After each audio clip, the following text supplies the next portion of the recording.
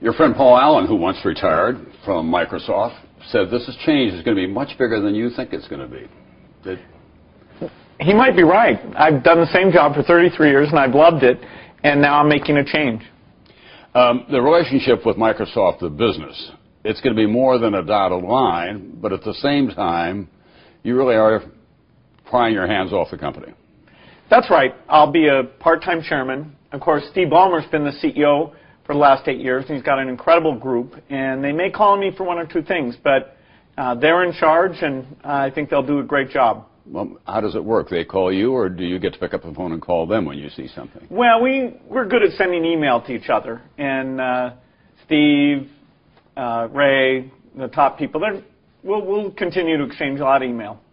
Bill, you know a lot of ex-CEOs. Do you know any of them who have been able to completely walk away physically and mentally from the big companies that they ran successfully? Not many, but I think this is a bit of a different case because I'm moving into a job that I also love, that is deep and complex and will take me around the world, and that is being the full-time chairman of the Bill and Melinda Gates Foundation. So because I'll be drawn into that so heavily, I think I'll do a good job of only helping out where I'm explicitly desired. This obviously has to be a time in your life when you're thinking back a little bit. When you think back to the origins of Microsoft and that grand vision that you had of a PC on every desk, or in every home in America. What surprised you most about how that played out from the time you were a teenager to now when you're 52 years of age? Well, I don't think there's many cases where somebody dreams of a company and dreams of an industry, dreams of something dramatic happening, and it actually comes true. So to me, that's the most surprising thing. I never would have guessed that the company would be so large and that we could do such a breadth of things. But even in those days, we wrote that it was our goal to put a computer on every desk and in every home running our software. And so, in fact, the ambition level from the very beginning was pretty incredible. And people thought it was crazy. Now they don't. What about the applications of a personal computer and the impact that it would have on society? What did you think then, and how does it measure up to the reality of now? I think there was a lot of uncertainty as to how people would use it once they started being connected together. And so the 1990s, as those connections were getting cheaper and it was really happening, content was going online, there were some people who even went overboard about how quickly banks would go away and stores would go away, that kind of thing. But there's no doubt it's been very, very profound.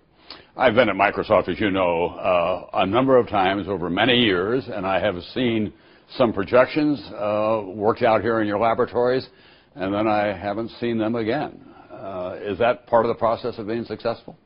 Well, many of the greatest successes of Microsoft are things that took a long time, more than a decade. The idea of talking to the computer seeing or interacting with the pen and touch.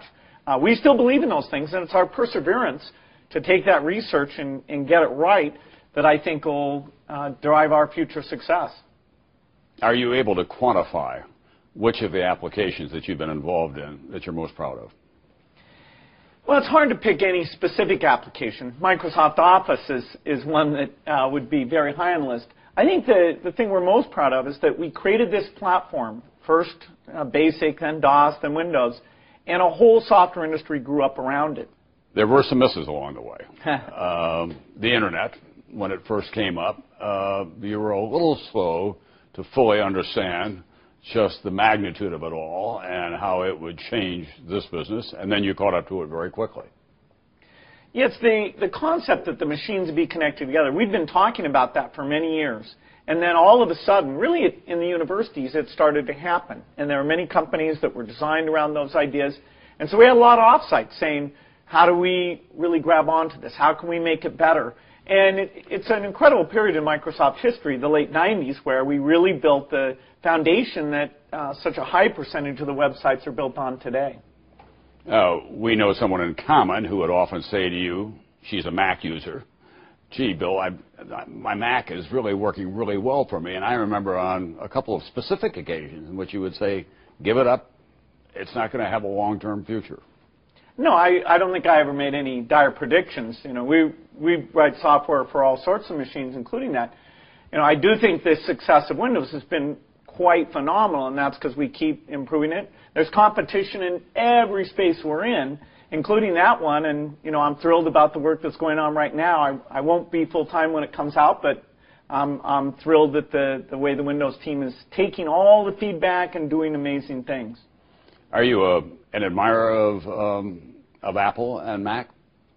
Well, Microsoft is actually one of the biggest software providers. So, even in the days when the Mac people thought it was dying, we were the one who stuck with it, actually made an investment, did some things like that. So, yes, we're involved. We're cooperating. We're competing. We've been in the same industry for a long, long time. What do you think when you read people who pay very careful attention to this industry say there was a time when Microsoft was king, but now Google is king? Well, Microsoft had its honeymoon where people thought we were perfect, and it's part of the maturation of a company where you get to the point where you understand some of the things are going to be very successful and some of those things are not. Google's still probably in its honeymoon period doing good work. We love the competition. Some people think they'll never be challenged in search, and we're trying to prove those people wrong. So there's always a hot new company. Pick any year, and it's been amazing. And people are always looking, how will they change things?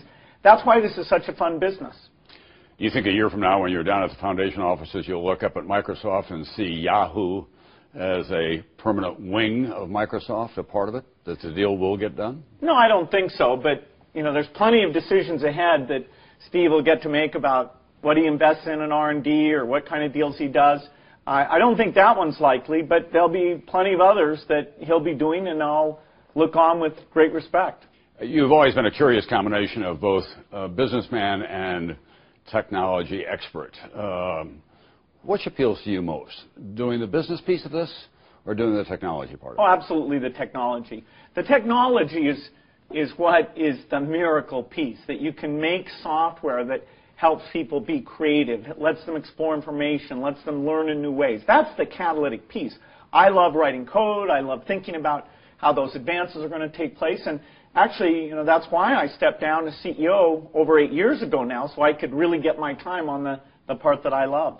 But you love the business part of it as well. When you were a youngster, I'm told by your dad, I think, that you once wrote a very elaborate contract for your sister to use your baseball glove one summer. Well, business is important. It's the thing that lets you hire smart people. It's the thing that lets you get out there and get in the feedback loop to understand what is going well and which products you should do even more of. So I like business.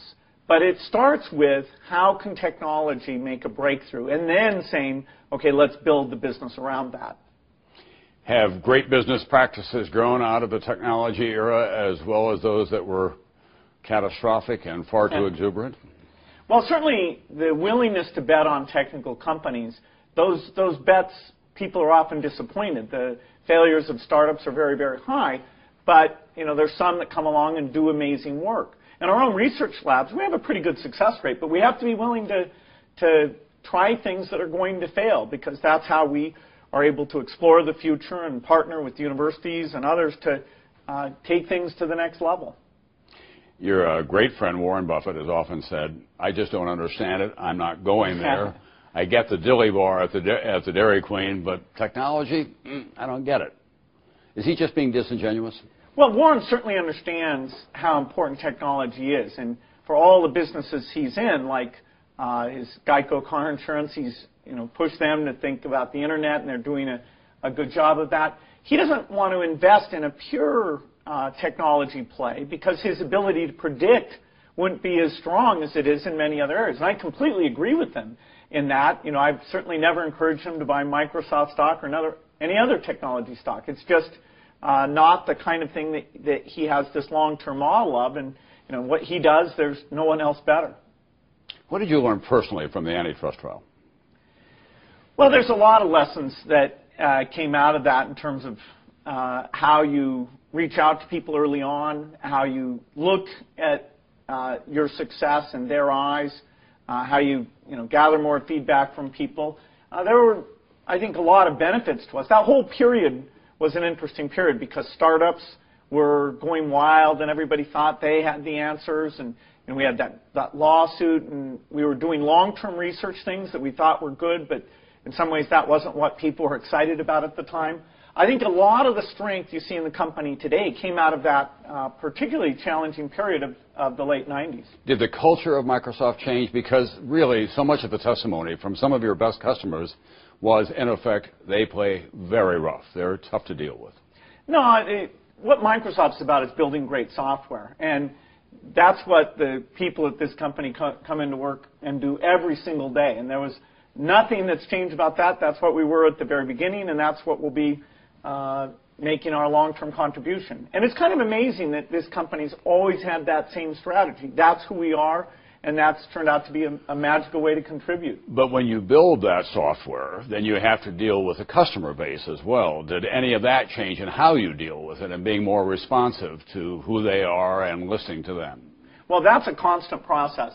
As we've, for example, learned how to sell to businesses, we've had to develop whole new skills about 24-hour support and the demands of extreme reliability that they have. And every year we get better at that. They tell us what they want us to do. Now down in the consumer end, you've got advertising as a new model. We're learning about that.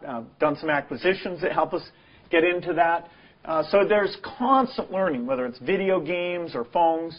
And that customer piece of it is what keeps you on the right track. You do have a massive organization here now. Some people think it may be too big to manage as effectively as you once did. It's not as lean and as responsive to what's going on out there. Is that a concern of yours? Well, in fact, the scale is always a challenge when you have lots of people to make sure things are working very well together. But it's also an incredible asset. When you look at the investments we're making, say in speech recognition or vision, these far-out topics that are in our research group, it's because of our size that we can afford to make those incredible bets.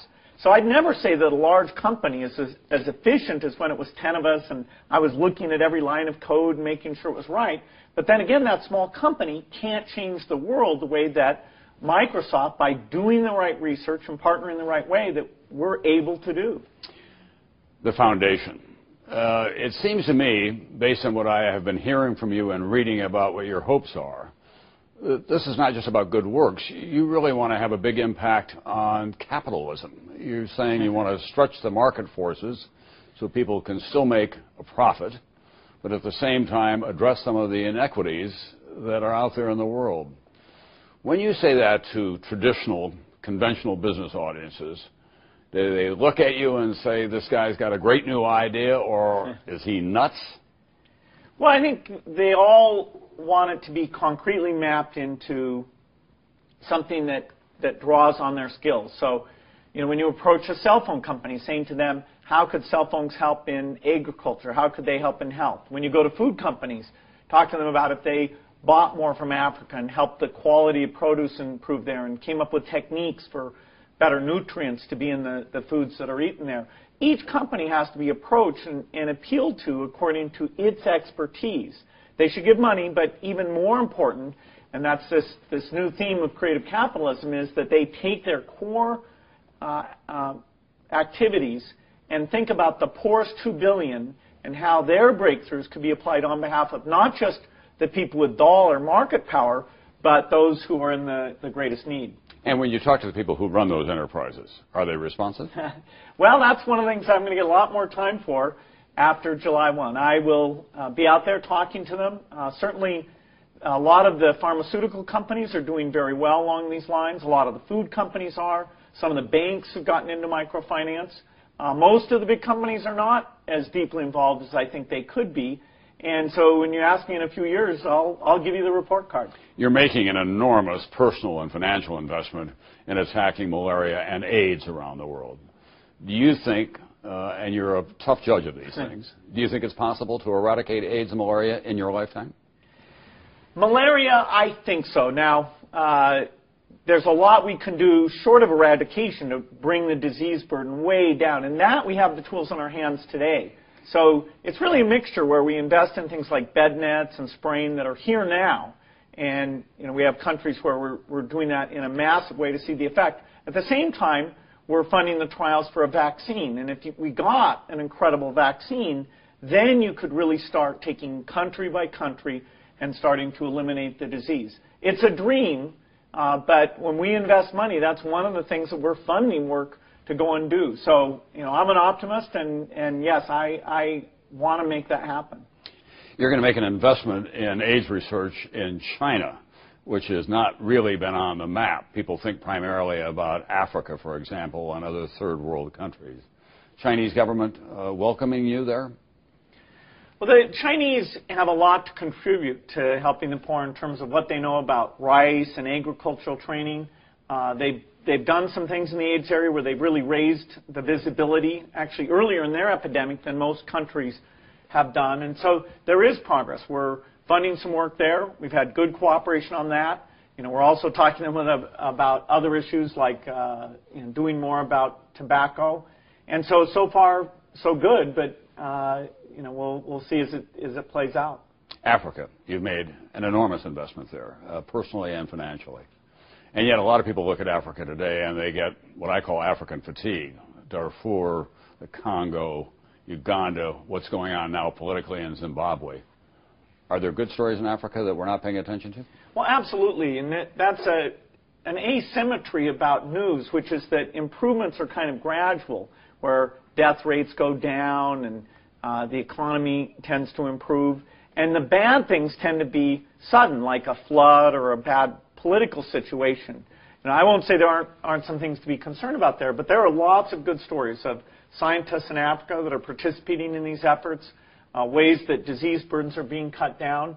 We need to do more for Africa. We need to be smarter about it. The governments need to be more generous. So people should not give up hope. And spreading the story about the success stories so we can reinforce what's going well, that is something I'll be lending my voice to quite heavily as I'm full-time. I remember when we were at the Olympic Games in Sydney and we were watching gymnastics together, and you had open in your lap a malaria textbook at the same time. Has this been part of the appeal for you, is that it's created a whole new area for your intellectual curiosity as well? Yes, that's definitely the case, that I love learning new areas and the chance to work with smart people in those areas. These are very interesting problems. The state of science is advancing enough that we can have hope that even though they weren't solvable in the past, now we can really get at the mechanism and come up with hopefully a vaccine to make a difference. So I enjoy being able to talk with the scientists and learn the new fields. You're probably the most famous dropout in Harvard's history, but now you've gone back to school, but online. That's right. There's a lot of good courses. Many of them are free. Schools like MIT have put them up, and if you want to get a refresher in biology or chemistry or physics, wow, the material is fantastic. A refresher would not be the apt phrase for me. It would be a reintroduction to it altogether. Well, I encourage it. Everyone who knows you says that Bill Gates has mellowed over the years. We no longer hear him say in meetings quite as often as he once said, "That's the stupidest thing I've ever heard." When was the last time you said that in a meeting? Well, unfortunately, people start laughing as soon as I say it now. So it doesn't have quite the bite that it used to have. In fact, recently, people have been saying to me, well, what was the best of all of those things? And I've given them different choices. I do think that in terms of leading people and getting them excited about the work, you get smarter as you get older, and I balance the sense of where I think things could go better and how I tell people they're doing good work, and so I hope that comes across as a little bit of a mellowing, but I'm still pretty hardcore. Your good friend Warren Buffett said he would not have given you all that money for the foundation if it were not for Melinda there kind of steering the foundation and going in the direction that it needs to. Well, Melinda's a key partner for me, and we love coming up with our priorities together and doing that work together, and that's going to be a huge pleasure for me that now I get more time to work with her. When you play bridge, would you rather play bridge online or sitting at a table across from your partner? Well, I still favor actually being at the tournament, being there face to face. It has a certain purity to it. But if I want to play with Warren, who's off in Omaha, we do it online. In fact, our other people we play with are in different cities as well. So I love the fact that online has enabled us to get together and play what's a fantastic game. Let me ask you some other personal questions. When was the last time you picked up a daily newspaper and got your news from it?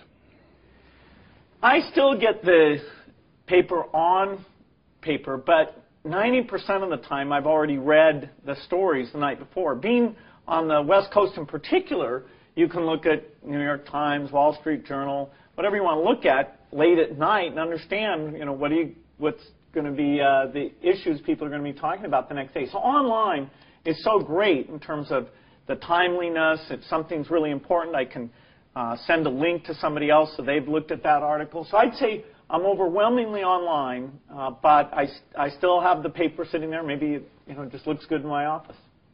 Do you think a printed newspaper has a long-term future?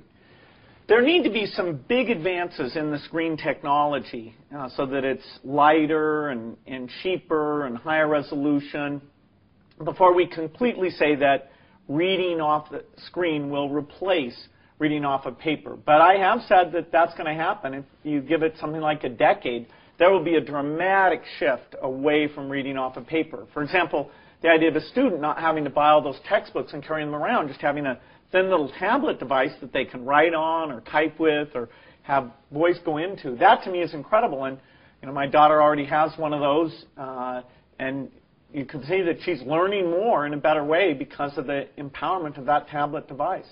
Are you paying much attention to the crisis in the American automobile industry? Certainly, these are important companies, and I was very involved in the Microsoft relationship with Ford, so I got to understand some of their challenges and where software could help them out. They have to make big investments, and actually software is more interesting part of the car now than ever before. You have an iPod? No, I don't. I happen to have what's called a Zune. It's an even better way of carrying your music around. Well, people who have iPods would probably challenge that. And people who have Zunes would challenge that. Do your kids play video games?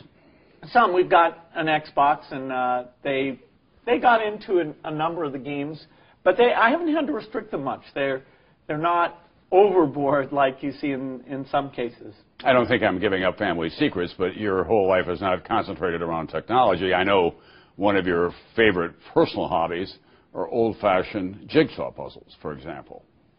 That's right. We haven't come up with any digital equivalent of those. In fact, as I'm relaxing a little bit next week, Melinda and I will be doing one of those fun puzzles.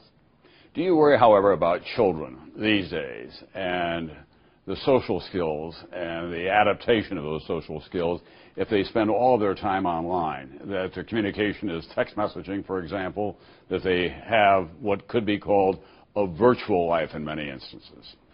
We've always got to worry that kids are going to go and be too extreme in something. When books came along, people thought, oh, the kids won't go outside anymore. Well, we were able to strike a balance there. If you look at how kids are spending time, the thing they're doing less of is passive TV watching. And so they're taking that time that was sitting on the couch and now interacting. I certainly think if a kid is curious, this is a great time to be growing up because you can go out to the internet, get your questions answered, find people who are interested in the same things. So we have to be careful about that there's not abuse. But overall, I'd say that the internet is a very positive thing for these kids. What's the best part of being a dad? Well, it's just a joy to see your kids learn things and be able to spend time with them. I spent last weekend with my son at a museum talking about electricity and dinosaurs, and it gives you an excuse to go back and learn things and do that together. Will you say to your children at some point, you're not going to believe this, kids, but Daddy used to fly coach when he went on an airplane? Well, in fact, they were seeing a little retrospective that talked about how I put a blanket over my head, and that was my technique for getting quiet and being able to sleep. So I think they know that I had some unusual habits and did things a pretty normal way. Do you ever grow weary of having your name attached to the first richest person in the world or the third richest person in the world, or the comma followed by talking about your great wealth? Well, I think I've gotten myself off the top of the list, and things will die down a little bit. I certainly like the fact that when I talk about global health issues or software issues, that there's an ability to sit down with publications and share views on those issues. So I benefited from the visibility. it also comes with some negatives. Final question. Do you think the necktie industry will ever name you Man of the Year? Oh, I don't think so, not unless it's some new digital form.